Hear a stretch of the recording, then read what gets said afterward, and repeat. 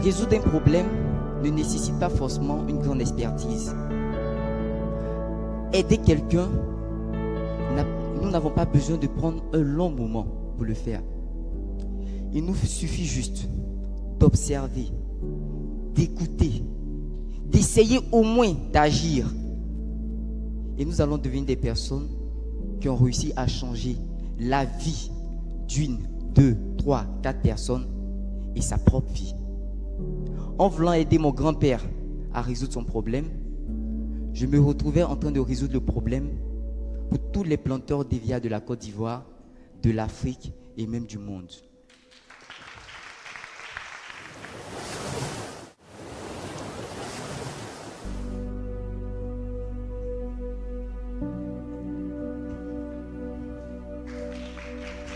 Okay. Merci, speaker. Ok. J'ai essayé de résoudre un problème là. Voilà, c'est grâce à ça que je suis là aujourd'hui. Ne vous focalisez pas sur ce que vous êtes aujourd'hui, mais croyez plutôt en ce que vous pouvez réaliser aujourd'hui. C'est une leçon de vie que je tire de Oxopac. À ce niveau, je me souviens d'une parole du premier président ivoirien, Félix Houphouët-Boigny, qui a dit « On ne veut pas des chercheurs qui cherchent, mais des chercheurs qui trouvent. » Je suis Samuel Sévi. J'ai 23 ans maintenant. J'ai plus 21 ans, j'ai 23 ans maintenant. Je vais vous parler d'une partie de ma vie qui a bouleversé toute mon histoire. En 2011, cette année-là, j'avais 17 ans. Après avoir échoué au baccalauréat de 1 point, j'étais vraiment désespéré. Pour ceux qui ont déjà échoué un examen, ils savent, j'étais vraiment désespéré.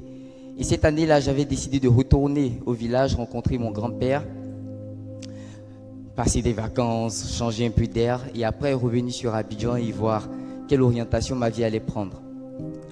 Et c'est comme ça, lors de ces vacances, une fois j'étais allé au champ, dans la plantation de mon grand-père, et la veille, il avait plu. Et je me suis rendu compte que la pluie qui était tombée la veille avait gâché carrément toute la production du caoutchouc naturel. Et donc quand je suis rentré au village, j'ai dit au vieux, mais j'ai constaté quelque chose dans ta plantation, c'est qu'il n'y a même pas de production aujourd'hui à cause de la pluie. C'est normal? Et il m'a répondu, mon enfant, c'est comme ça on souffle.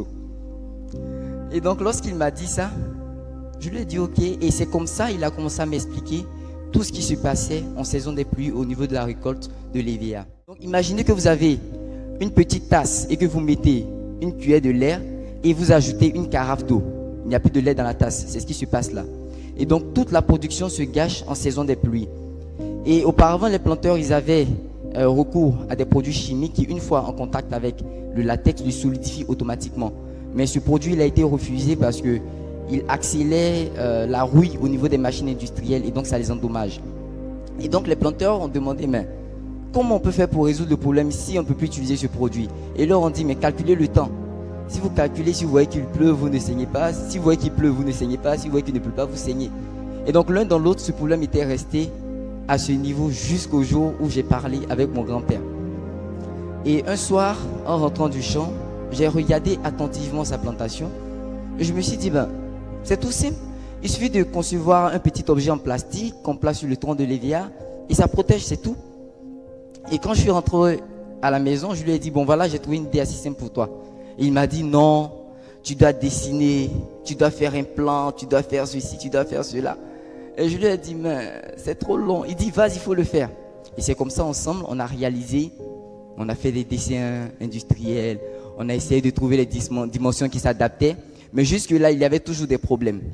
Si vous suivez le cours de l'histoire, pour que j'aie l'idée de réaliser ça, il fallait que j'écoute, il fallait que j'observe le problème avec mon grand-père. Mais lorsque je suis revenu sur Abidjan, j'ai voulu réaliser le prototype sans toutefois me rapprocher de ceux qui étaient concernés. Et donc, on a fait plusieurs essais, ça ne fonctionnait pas, ça n'arrivait pas à s'adapter à tous les troncs. Et donc, nous sommes retournés vers les planteurs et en retournant vers eux, nous avons essayé de réaliser un dispositif manuel et on a pris en considération toutes leurs attentes. En même temps, il fallait mettre sur le dispositif un système qui permettait au dispositif de s'adapter à tous les troncs d'EVA. Et il y en a d'autres qui ont parlé de l'eau qui ruisselle sur le tronc. Qu'est-ce qu'il faut faire à ce niveau? Alors, on a décidé de mettre un système d'étanchéité qui pouvait permettre de stopper toute l'eau qui ruisselait sur le tronc. De cela, j'ai tiré une grande leçon, c'est que par moments, nous avons des problèmes que nous voulons résoudre, mais nous n'allons jamais vers ceux qui ont ces problèmes. Souvent, observer, écouter et poser l'action avec ceux qui ont ce problème peut vous permettre de trouver une meilleure solution. Et ce dispositif, il est le seul dispositif le plus autonome en matière de solution de protection de la tasse, c'est le plus autonome pour les planteurs d'EVA.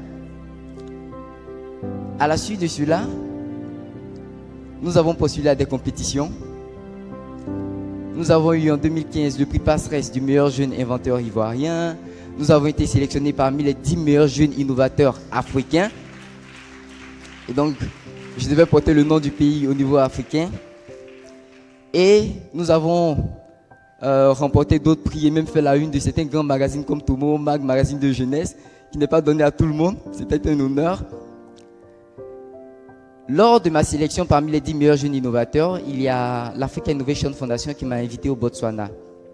Et lorsque je suis arrivé au Botswana, je me retrouvais parmi des experts en innovation, des experts en développement, en technologie, des inventeurs hors pair, les plus grands inventeurs africains.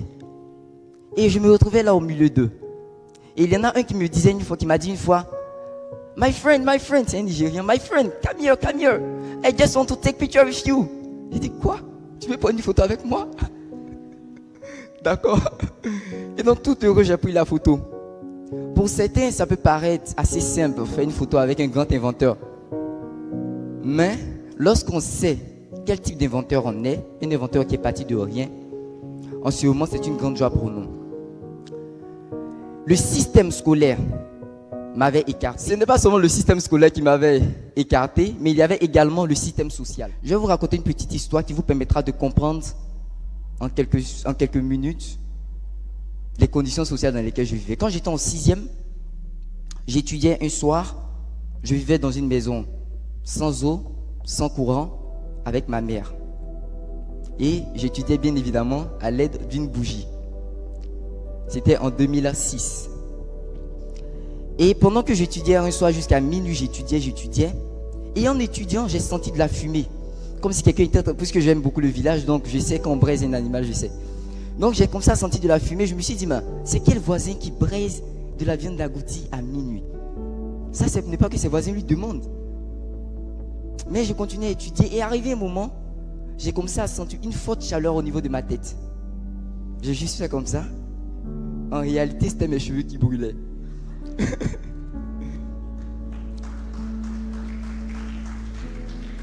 Et ce jour-là, lorsque je me suis assis, je me suis redressé et j'ai fait un long soupir. Et j'ai continué à étudier. Lorsque ce grand inventeur nigérien m'a demandé de faire la photo avec lui, c'est de ce soupir que je me suis souvenu.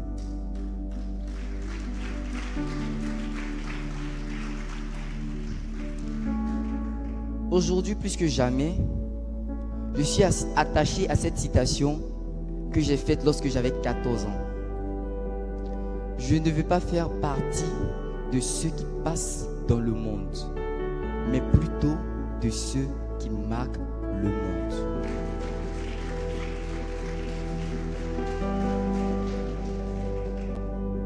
Résoudre un problème ne nécessite pas forcément une grande expertise. Aider quelqu'un, nous n'avons pas besoin de prendre un long moment pour le faire. Il nous suffit juste d'observer, d'écouter, d'essayer au moins d'agir. Et nous allons devenir des personnes qui ont réussi à changer la vie d'une, 2, 3, 4 personnes et sa propre vie. En voulant aider mon grand-père à résoudre son problème, je me retrouvais en train de résoudre le problème pour tous les planteurs d'EVA de la Côte d'Ivoire, de l'Afrique et même du monde. C'est pourquoi la dernière phrase que je vais vous laisser, c'est Dream, create and change your world because anything is possible.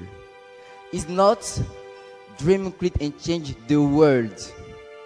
It's dream, create and change your world because anything is possible. Thank you.